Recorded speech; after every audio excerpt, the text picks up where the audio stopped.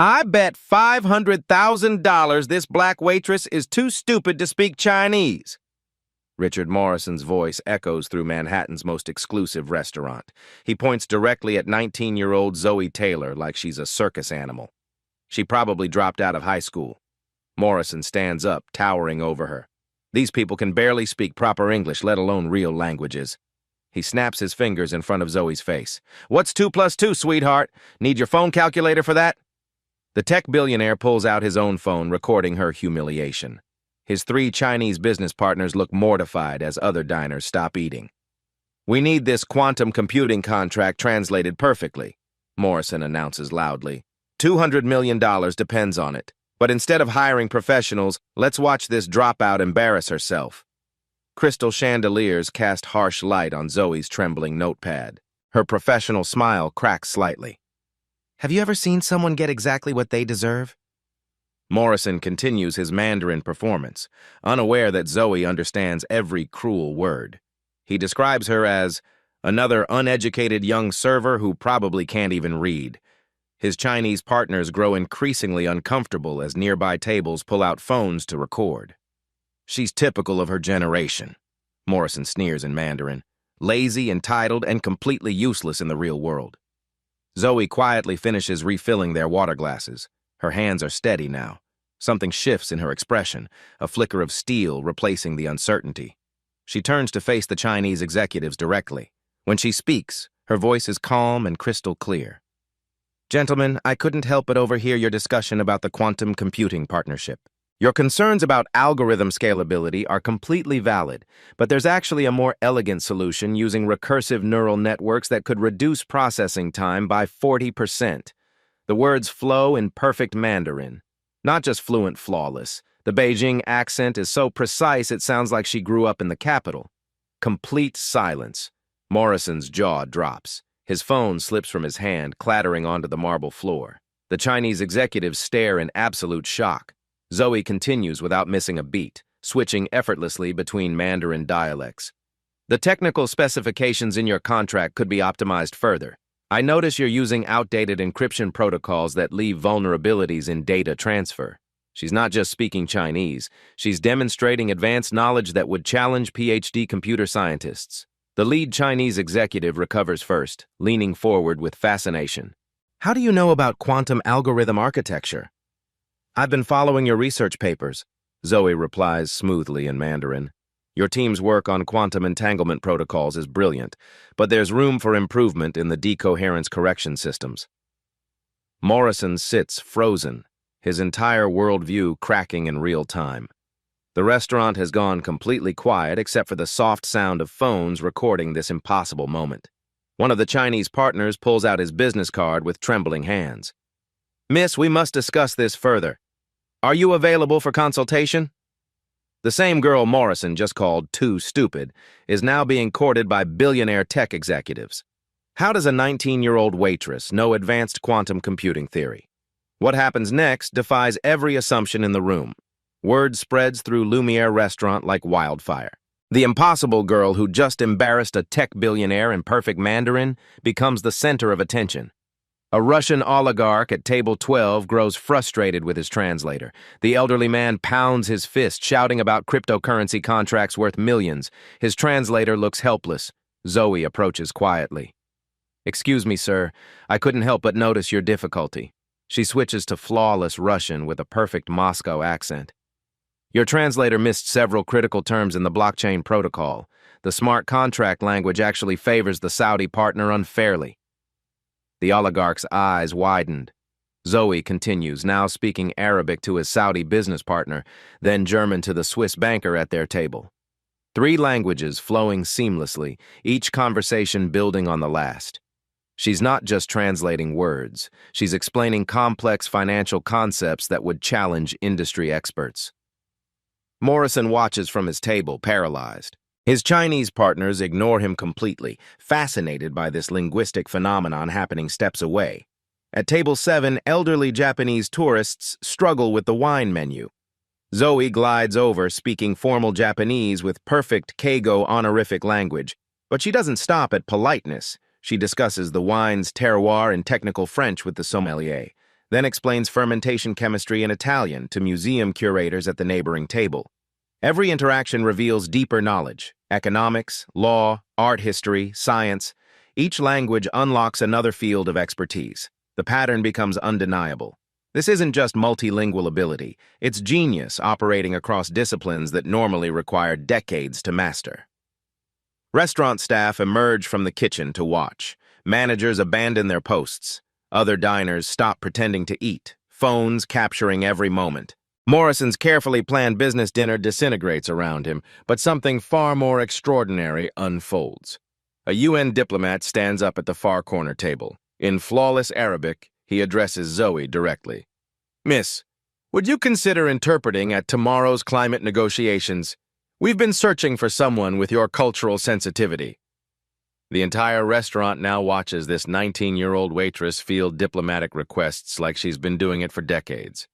Her responses demonstrate not just linguistic mastery, but deep understanding of international relations, climate science, and diplomatic protocol.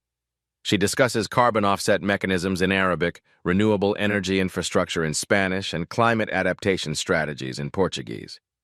Morrison finally finds his voice, but it comes out as a croak. How do you know all this?" Zoe turns to him with a smile that holds no malice, only quiet confidence. "You assumed I was uneducated because I served tables. You never asked what I studied before I had to work 3 jobs to support my family." The words hit like physical blows. Morrison's face drains of color as the implications sink in. His Chinese partners stand up, completely abandoning their original meeting. "Miss, we must discuss licensing your expertise immediately. Our quantum computing division needs someone with your background." "What background?" Morrison whispers, still reeling. "MIT Computer Science and Linguistics double major," Zoe replies simply. "I was working on my master's thesis when family circumstances required a career pause." The restaurant erupts in whispers. Phones light up social media. #Genius Waitress starts trending within minutes. Comments flood in. "She's 19? MIT genius serving tables? Why isn't she running a company?" Morrison stares at the contract still scattered across his table. The same document he used to humiliate her now seems pathetically simple compared to what she's just demonstrated, but the biggest shock comes when Zoe addresses him directly, her voice gentle despite everything he's done.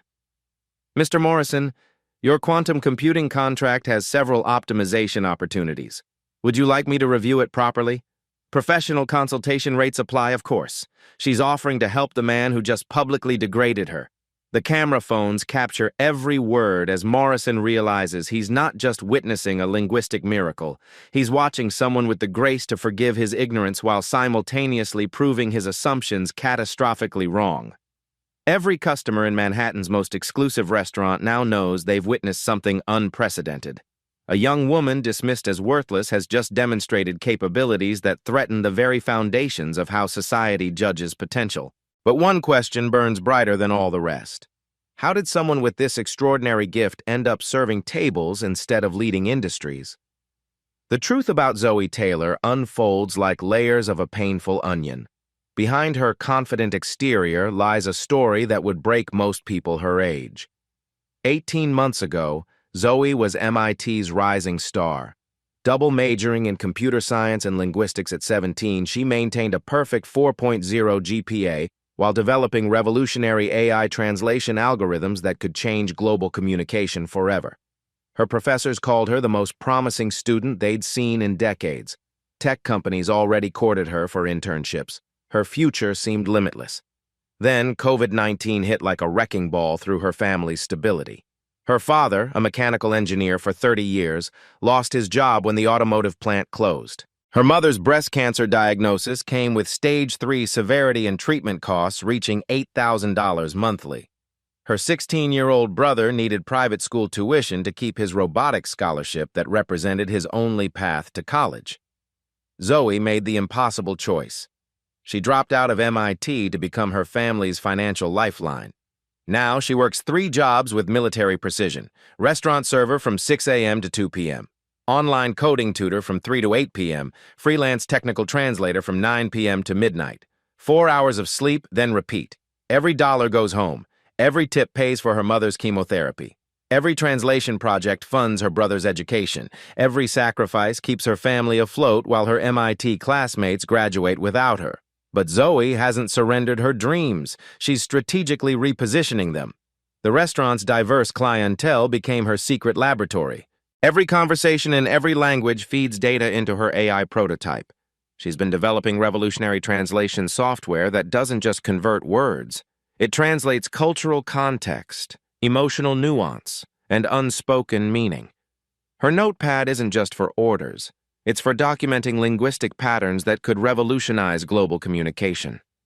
Every customer who dismisses her as just a waitress unknowingly contributes to technology that could break down language barriers worldwide. Every slight becomes data. Every assumption becomes motivation. Zoe sees past the humiliation to the bigger picture. She's not just surviving, she's building an empire one conversation at a time. Her mother's medical bills won't last forever. Her brother's education has a finish line. Her own dreams have been delayed, not destroyed. Morrison called her worthless. He has no idea he just insulted someone who might change the world. Morrison's ego lies in ruins, but he's not finished. Desperate to salvage some dignity, he calls Zoe back to his table. His voice carries across the restaurant, loud enough for every phone camera to capture. If you're really so smart and not just some Google-trained pretender, prove it right now.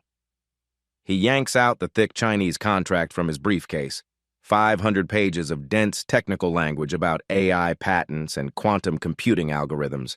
Pages scatter across the white tablecloth like fallen leaves. You have 10 minutes. If you can't translate this perfectly, you're just another Gen Z faker who thinks watching YouTube makes them an expert. The restaurant falls completely silent. Every diner stops eating. Phones emerge from purses and pockets, going live on Instagram and TikTok. The managers emerge from the kitchen to witness this public challenge. Morrison's confidence radiates poisonous certainty. This isn't casual conversation. It's specialized technical and legal jargon that challenges even professional translators with decades of experience. He's already composing the humiliating social media post about putting entitled young people in their place. Zoe doesn't take the emotional bait. Instead, she scans the first page with laser focus. When she looks up, her voice carries quiet authority.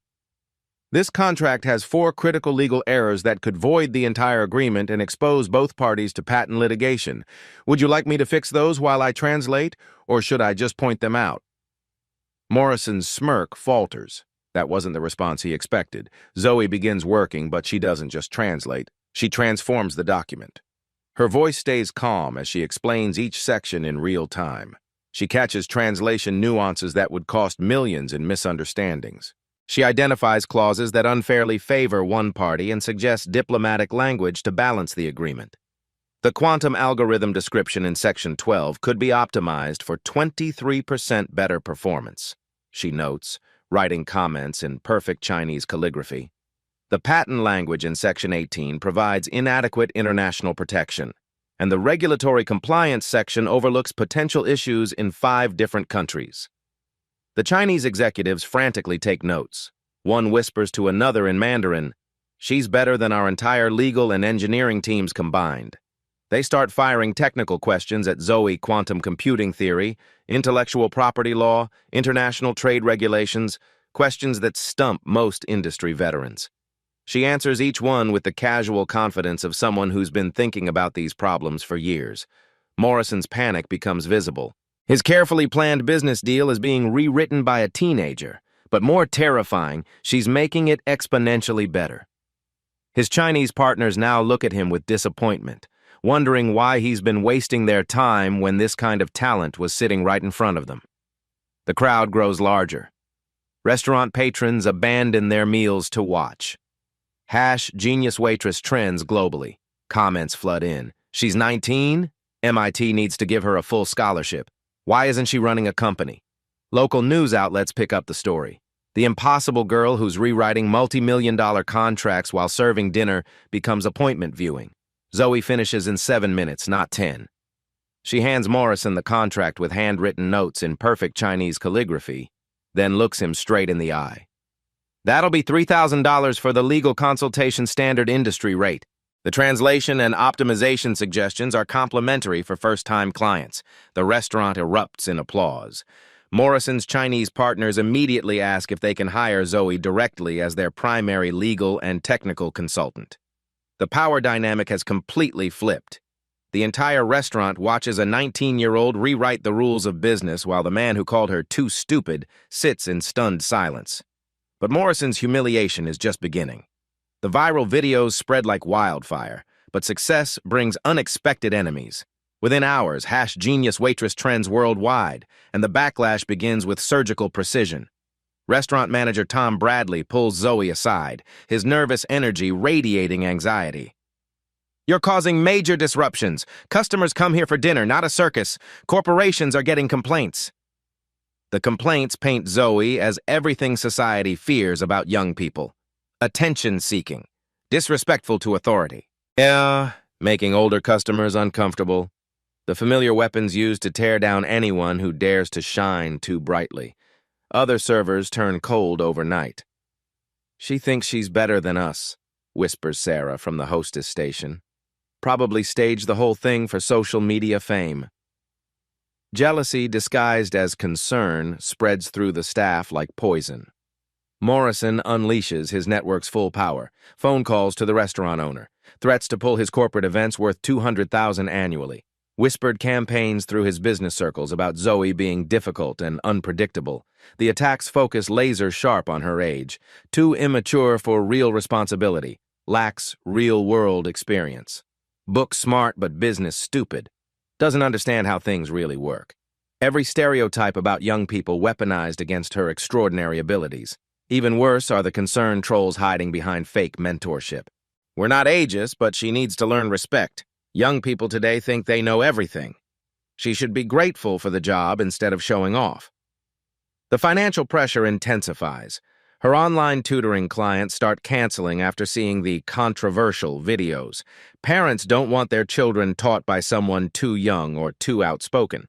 Her freelance translation work dries up as Morrison's network spreads poison about her being difficult to work with. Zoe's family feels the strain. Her mother, weakened by chemotherapy, asks gently, "Maybe you're being too proud, honey? Sometimes it's better to keep your head down." Her father, still unemployed and depressed, suggests she be more humble. "You need this job." Even her 16-year-old brother worries. "Maybe just serve tables quietly. We can't afford for you to lose income." The isolation cuts deepest. Fellow servers who once shared breaks now avoid her. Tips decrease as some customers specifically request different service. The hostile work environment intensifies daily. The kitchen staff joke loudly enough for her to hear. "Miss Einstein thinks she's too smart for this job. Someone needs to bring her back down to earth. Probably Googled everything the night before." The breaking point comes when Zoe overhears a conversation that shatters her remaining faith in fairness. Mrs. Patterson, a regular customer she's served kindly for months, tells another diner, "I don't come here anymore. That young girl is just too aggressive. It makes me uncomfortable how she talks back to important people." The woman never witnessed the original incident. She's repeating Morrison's whisper campaign word for word, choosing gossip over her own positive experiences with Zoe. Alone in the restaurant bathroom, Zoe stares at her reflection. Dark circles under her eyes from sleepless nights, hands rough from constant work. The weight of supporting her family pressing down like gravity. She thinks about her grandmother who cleaned offices for 30 years while speaking 4 languages fluently. A brilliant woman whose genius died unknown because she never got the chance to prove her worth. Zoe makes a decision that will change everything. She won't retreat into invisibility for comfort or safety. She won't apologize for excellence. She won't shrink to make others feel bigger. The world tried to crush her grandmother's potential. It will not crush hers. But as she exits the bathroom, she overhears Morrison on his phone arranging something that could destroy her permanently. The medical emergency erupts without warning. A Japanese businessman clutches his chest, collapsing beside table 9. His face turns gray as he gasps for air, his teenage daughter screaming in Japanese as he hits the marble floor. Paramedics arrive within minutes, but communication breaks down immediately. The girl speaks only Japanese and broken English. Critical medical information gets lost in translation as precious seconds tick away. "Does he have allergies?" the lead paramedic shouts. "What medications is he taking?" The daughter responds frantically in Japanese, but nobody understands. The paramedics prepare standard cardiac medication while she becomes increasingly hysterical. Zoe doesn't hesitate. She drops her water pitcher and rushes over, kneeling beside the panicked girl. "Tell me everything about your father's heart condition," Zoe says in perfect Japanese. "I'll translate for the doctors." The relief in the girl's eyes is instant. Words pour out in rapid Japanese. Her father has a rare genetic heart condition. He's allergic to 3 common cardiac medications. He takes specialized blood thinners that interact dangerously with standard emergency drugs. Zoe translates instantly, her voice cutting through the chaos with medical precision. "Stop! Don't give him that medication. He has long QT syndrome and he's allergic to epinephrine." The paramedic's hand freezes inches from the syringe. "Are you sure?" His daughter says he almost died from that exact medication last year in Tokyo. He carries a medical alert card in his wallet. They find the card, confirming everything Zoe translated. The paramedics switch to alternative treatments that won't kill him. But Zoe doesn't stop there. As they work, she becomes a human communications hub. She calls his doctors in Tokyo via video, translating complex medical terminology in real time. She contacts his insurance company, handling legal language that would challenge professional interpreters. She coordinates with his business partners who speak Mandarin, ensuring critical meetings get postponed. Her MIT pre-med knowledge proves crucial. She explains his condition to the paramedics using technical terms they understand, bridging not just language gaps but knowledge gaps. Morrison watches this unfold from his table, seeing Zoe's genius applied to something that truly matters. For the first time, his corporate mind grasps the real-world value of her abilities. The lead paramedic, Maria Santos, asks for Zoe's contact information. "We desperately need translators like you in the ER. You could save hundreds of lives. How are you not in medical school?" When she learns Zoe dropped out to work, Maria's expression shifts to anger. "This system is broken. Talent like yours shouldn't be wasted serving soup."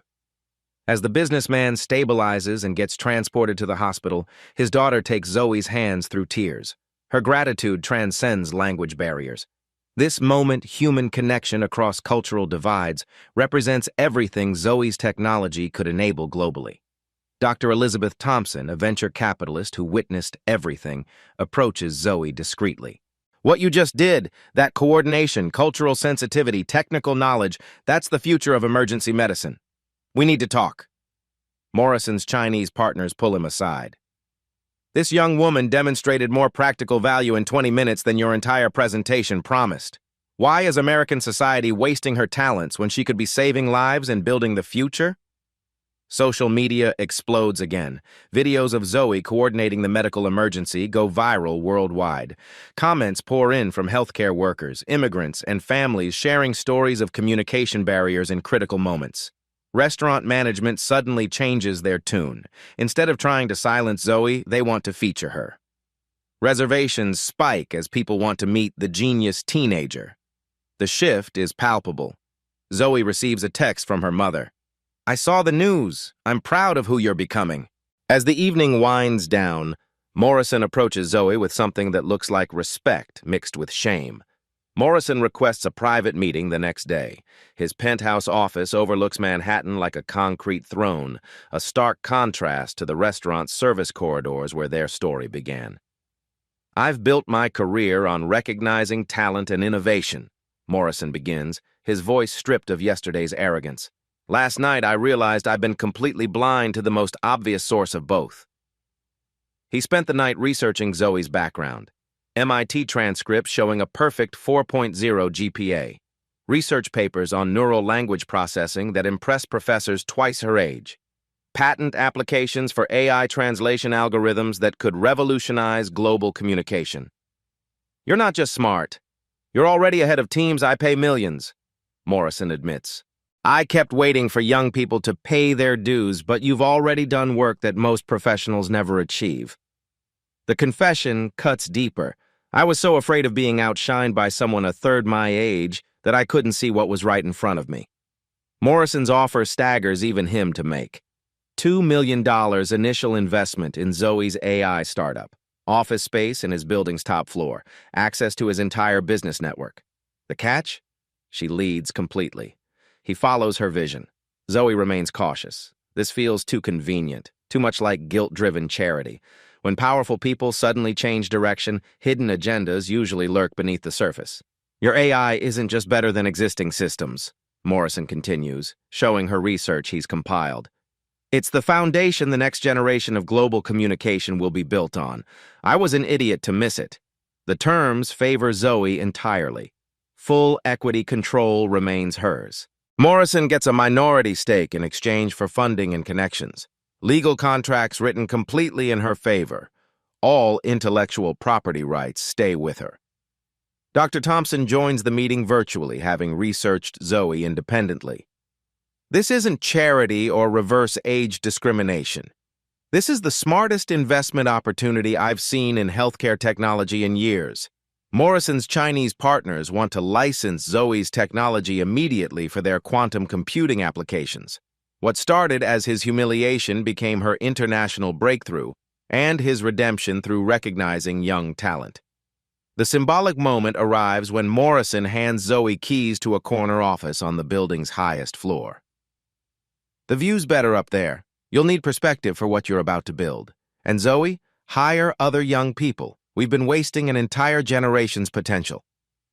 Zoe gives her restaurant notice with grace, not anger. She recommends other young workers for advancement, thanks supportive staff, and promises to return as a customer who remembers where real respect gets earned. Morrison's endorsement opens doors across Silicon Valley and beyond. Venture capitalists who ignored her because of age now compete for meetings. Tech leaders who dismissed young innovators suddenly want partnerships. The transformation goes viral again. Morrison's TED Talk, "The Future I Almost Missed," becomes a case study in recognizing unconscious bias. He doesn't take credit for discovering Zoe, he takes responsibility for almost missing her entirely.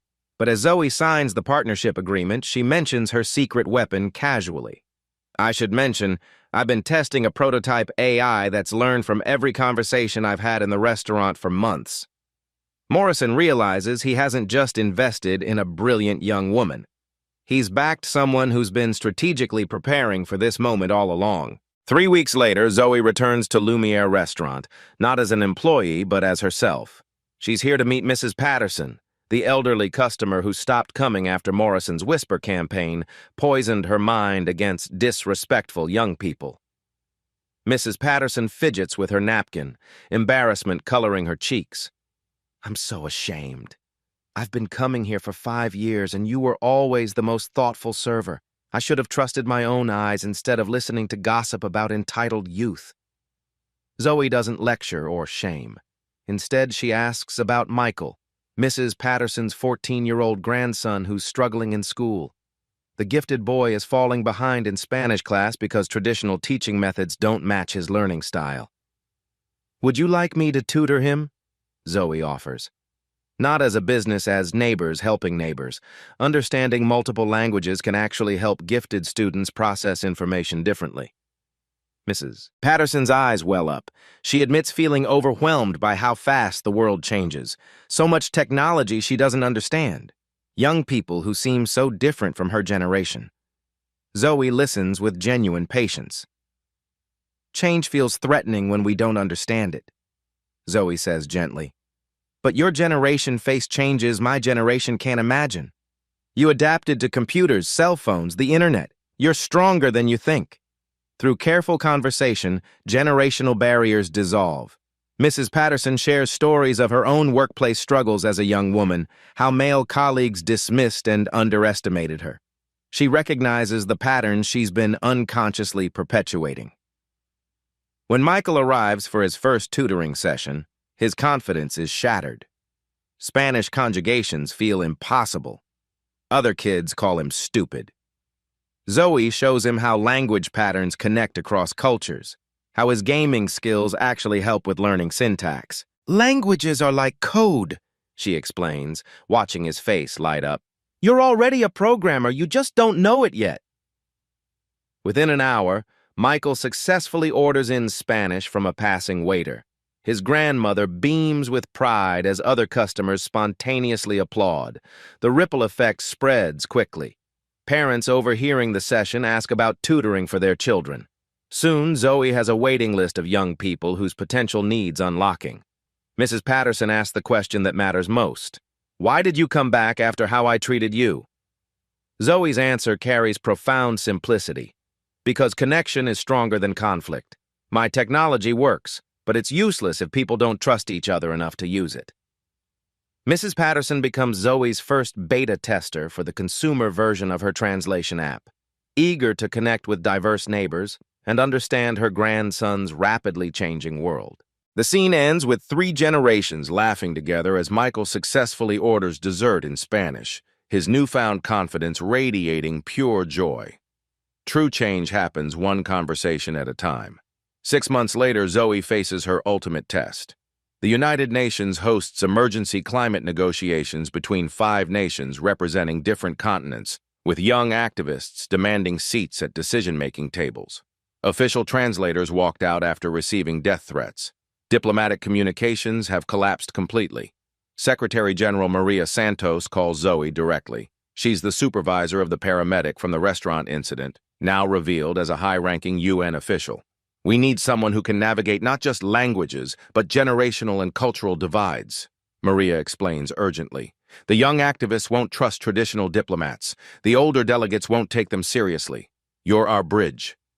The stakes couldn't be higher. 5 languages, 4 different climate perspectives, 3 generations of negotiators, and 48 hours to prevent what scientists warn could be humanity's last chance for meaningful action. Traditional diplomacy failed. They need someone who can find connections across impossible divides. Accepting means postponing her startup's major product launch, risking relationships with new investors, and entering a situation where failure could destroy her reputation permanently. Morrison warns her it's too dangerous for someone so young. Zoe accepts with one condition. She'll use her AI translation prototype in real time, making this the ultimate field test of technology designed to bridge understanding gaps between generations. Arriving at the UN, hostility greets her from all sides. Older representatives question her experience, her authority, her right to be in the room. This is too important for children to handle, sniffs the German delegate. Young activists worry she's been co-opted by the establishment they're fighting. The first session nearly collapses within hours. Zoe's translation of a climate policy concept offends both older delegates who see it as too radical and young activists who see it as too weak. She's accused of bias, inexperience, and being in over her head. Rather than defend herself, Zoe stops the session and does something unprecedented. She asks each delegate to explain their climate fears and hopes in their own language, speaking directly to their own children or grandchildren, as if cameras don't exist. What follows transforms everything. The older Iraqi delegate speaks tearfully in Arabic about droughts destroying his homeland for 3 generations. The young Swedish activist shares her nightmares about inheriting a burning world. The Chinese representative talks about his daughter's asthma from air pollution getting worse each year. The Bangladeshi youth leader describes watching her village disappear underwater while adults debate carbon credits. As each person speaks from the heart, walls crumble. Zoe's AI learns in real time not just language patterns, but emotional patterns, how fear, love, and hope translate across cultures and generations. Her prototype evolves during negotiations, becoming sophisticated enough to capture underlying values and motivations driving each speaker. The breakthrough comes when Zoe identifies a critical translation error in climate data from 2015. Her fresh analysis reveals that everyone has been arguing over projections based on a mistranslated baseline. The fundamental disagreement stems from a linguistic mistake that's persisted for years. After 36 hours straight, exhaustion takes its toll. Zoe makes a critical error that could derail everything. She breaks protocol and shares her own story, how her generation inherits a damaged world while being told they're too young to fix it, how climate anxiety affects her daily decisions about the future. The delegates see their own stories reflected in hers. The Chinese representative remembers being dismissed as too young early in his career. The Iraqi delegate recalls his children's climate fears keeping him awake at night. The generational divide begins healing through shared vulnerability. Instead of adversaries facing a translator, they become collaborators building solutions together. Zoe's technology facilitates this transformation, but her authenticity as a young person fighting for her future makes it possible. With 6 hours remaining, a crisis strikes. Breaking news reports another major country withdrawing from previous climate commitments. Blame flies across the room. Trust evaporates. Security recommends ending negotiations immediately. Zoe proposes something unprecedented. Each delegate will record a message to children in their countries, explaining either why they failed or why they succeeded. Her AI will ensure perfect emotional translation across cultures, capturing not just words, but the weight of promises made to future generations. This becomes the ultimate test of her philosophy. Can AI facilitate genuine emotional connection? Can technology help older and younger generations understand each other's climate perspectives?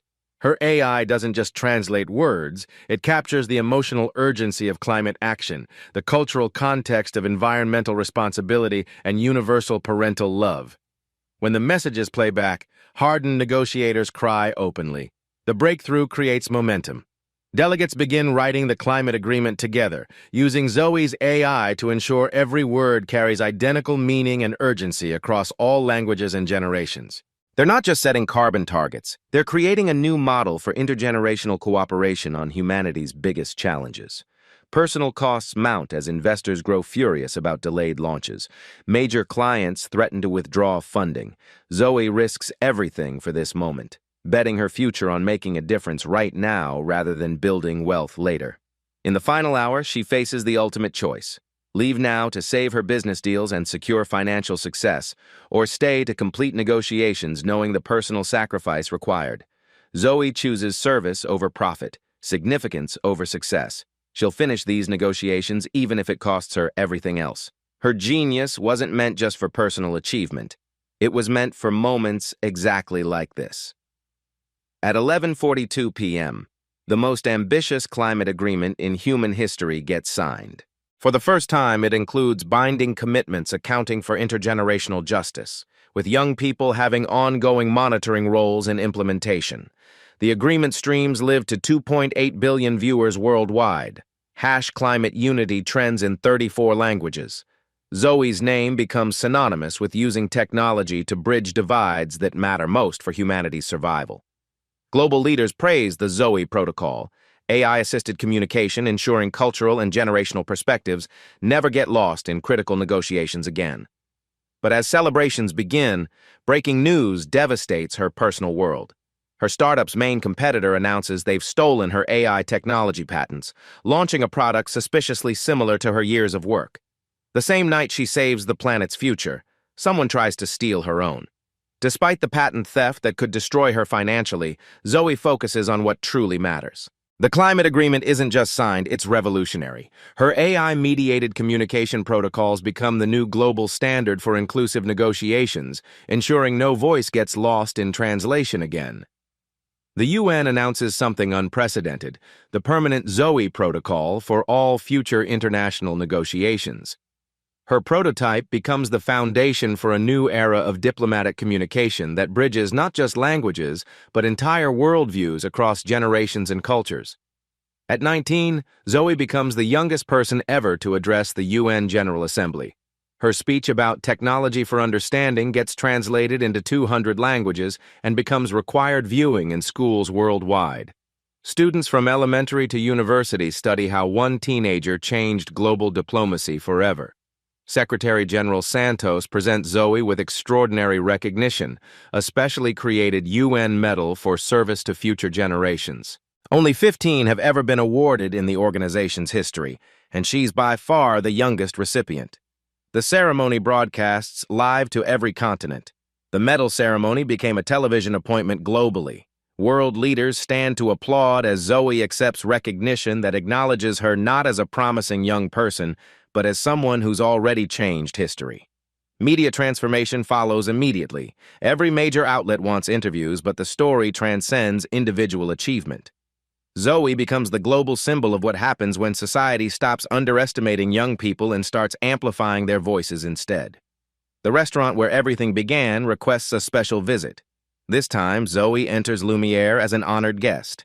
The same dining room where Morrison humiliated her for being young now hosts a celebration of youth leadership. The contrast couldn't be more profound. Morrison doesn't try to take credit for discovering Zoe. Instead, he uses his platform to confront his own biases. His TED Talk, The Future I Almost Missed, became a viral case study in recognizing unconscious ageism. He transforms from cautionary tale to redemption story. The patent theft that threatened to destroy her actually backfires spectacularly. Global attention on Zoe's innovations creates a bidding war for licensing her technology. Multiple countries want to implement her diplomatic communication protocols. The theft gets exposed publicly, destroying her competitors' credibility while elevating her own. Major universities compete to offer Zoe positions not as a returning student, but as a professor despite her age. Harvard, MIT, and Stanford create special programs around her work. She chooses to build something entirely new, the Global Youth Innovation Institute, dedicated to amplifying young voices in global decision-making. The success enables everything Zoe dreamed of for her family. Her mother gets the best cancer treatment available and enters complete remission. Her brother Michael returns to his robotics program with a full scholarship to MIT's engineering school. The family that struggled to survive now thrives together. Cultural transformation ripples outward. Major corporations create youth advisory boards with real decision-making power. Governments establish future generations departments led by people under 25. Age discrimination becomes as socially unacceptable as other forms of prejudice. Zoe's technological legacy extends far beyond translation. Her AI learns to bridge understanding gaps across age, culture, and experience. It became the foundation for family therapy apps that help parents communicate with teenagers, international business software that prevents cultural misunderstandings, and educational tools that help teachers connect with digital native students. Countries begin implementing the Zoe protocol for all sensitive negotiations. What started as emergency climate talks became the new standard for inclusive global governance. Young people worldwide gain seats at decision-making tables that previously excluded them. Mrs. Patterson becomes one of Zoe's biggest supporters, volunteering at the Global Youth Innovation Institute and helping bridge generational divides in her community. Her grandson, Michael, now fluent in 3 languages using Zoe's methods, starts a youth translation program at his school that spreads to districts nationwide. Dr. Thompson's early investment pays off beyond anyone's imagination. She becomes the leading investor in young innovators, using Zoe's success to prove that age represents an advantage in disruption rather than a limitation requiring patience. The Future Voices Act passes in multiple countries, requiring all long-term policy decisions to include meaningful input from people who will live with consequences longest. Early implementation shows more sustainable, innovative policy outcomes when young perspectives get included from the beginning. The story catalyzes a worldwide youth leadership revolution. Young people globally start demanding seats at decision-making tables, using Zoe's communication protocols to make their voices heard across language and cultural barriers. The movement spreads to every continent. 1 year later, Zoe returns to Lumiere Restaurant for a quiet dinner. She's not there for publicity or celebration. She's there because it represents where she learned that genius without opportunity gets wasted. But genius with courage can change everything. She sits at the same table where Morrison humiliated her for being young. This time, she's joined by young climate activists from 5 continents, former restaurant co-workers who've joined her institute, Mrs. Patterson with her now multilingual grandson, and Morrison himself, transformed from antagonist to ally. The deeper victory becomes clear. Success hasn't changed Zoe's core mission of using technology to amplify unheard voices.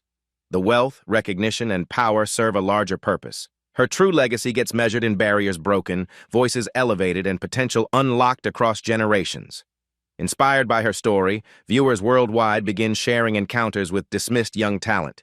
The teenager with revolutionary ideas, the young activist fighting for change, the student whose questions challenge established thinking. Recognition spreads like ripples across society. The Zoe story became a curriculum in schools worldwide, teaching about unconscious bias, the value of diverse perspectives, and how technology can serve human connection rather than replace it. Children learn that age doesn't determine the value of ideas. The story forces institutional reckonings with age-based assumptions across industries. How young is too young becomes a question organizations can no longer answer without justification. Merit begins mattering more than years of experience. In quiet moments, Zoe reflects on her journey from dismissed waitress to global leader. She thinks about every young person told to wait their turn or pay their dues. She realizes she didn't just achieve personal dreams, she opened doors for an entire generation. Her grandmother, who cleaned offices while speaking 4 languages fluently, never got the chance to prove her genius to the world. But through Zoe's success, that brilliant woman's legacy finally gets the recognition it deserved. The transformation is complete. A 19-year-old who was dismissed as worthless became the voice of her generation and the bridge between all generations. 2 years after the UN climate negotiations, Zoe addresses the World Economic Forum at 21. Her keynote speech isn't about technology or climate policy. It's about the human cost of age-based assumptions and the transformative power of listening to young voices. Her presentation opens with powerful statistics. Since her story went viral, youth leadership programs have seen 340% increased enrollment. Cross-generational mentorship initiatives have grown 67% globally. Climate action projects led by young people have doubled worldwide. But numbers don't tell the real story. Zoe shares messages from viewers inspired by her journey. The 17-year-old who became the youngest city council member in her state's history. The 20-year-old refugee who developed revolutionary water purification technology. The 16-year-old who created an app connecting elderly people with tech-savvy teenagers, bridging digital divides across generations. My story isn't special because I'm exceptional, Zoe explains to the assembly of world leaders and business titans. It's special because I represent my generation's untapped potential. We have ideas, energy, and urgency that the world desperately needs. We just need adults willing to listen instead of lecture. She challenges the audience directly. How many young innovators are in your communities right now, dismissed because of their age? How many solutions to your biggest problems are being ignored because they come from people under 25? Zoe announces the Young Voices Initiative, a global program connecting young innovators with resources and platforms. Not charity disguised as opportunity, but genuine partnership that recognizes youth as an asset rather than a liability.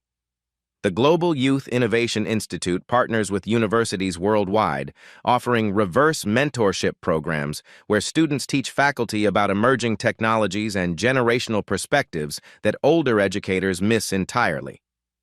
Her communication protocols become open source for educational and humanitarian use. The same AI that prevented climate catastrophe now helps young people communicate with adults and families, bridge generational gaps. Since her story began circulating, age discrimination complaints have decreased 34%. Young leadership in business and politics has increased 78%. Intergenerational collaboration projects have improved outcomes across sectors by 45%. Zoe's voice grows passionate as she addresses every viewer directly. Look at the young people in your life today. Really look at them. What are they trying to tell you that you're not hearing? What solutions are they offering that you're dismissing? What future are they building that you're too busy to understand? Here's what you can do right now. Tomorrow, when you interact with someone under 25, listen to their ideas without immediately explaining why they won't work. This week, find one youth-led initiative in your community and support it with your time, money, or connections. This month, challenge age-based assumptions when you hear them in meetings or conversations. Ask yourself, when was the last time you changed your mind because of something a young person said? When did you last ask someone under 25 for advice? When did you last treat a teenager as an expert instead of a student? If every adult watching this took just one young person's idea seriously, we could solve climate change, end poverty, and bridge every divide that separates us. The young person you're not listening to might be the one who changes your world. If this story moved you, share it with someone who needs to hear it. Tag a young person whose voice deserves amplification. Comment with one thing you'll do differently after watching this. Show the world that you're ready to listen. Subscribe for more stories of young potential becoming unstoppable power. Hit the notification bell because the next genius changing everything might be in tomorrow's video. And remember, you might be someone's reason to keep believing in their dreams. Her final words become the rallying cry that defines a generation. The future isn't waiting for us to grow up. It's waiting for you to listen up. The screen fades with Zoe's direct gaze, her message hanging in the air like a challenge that every viewer must answer. The story ends, but the movement it inspires has only just begun. The next time you see a young person being dismissed, remember Zoe Taylor. Be the adult who listens. Be the voice that amplifies theirs. Be the bridge between what is and what could be.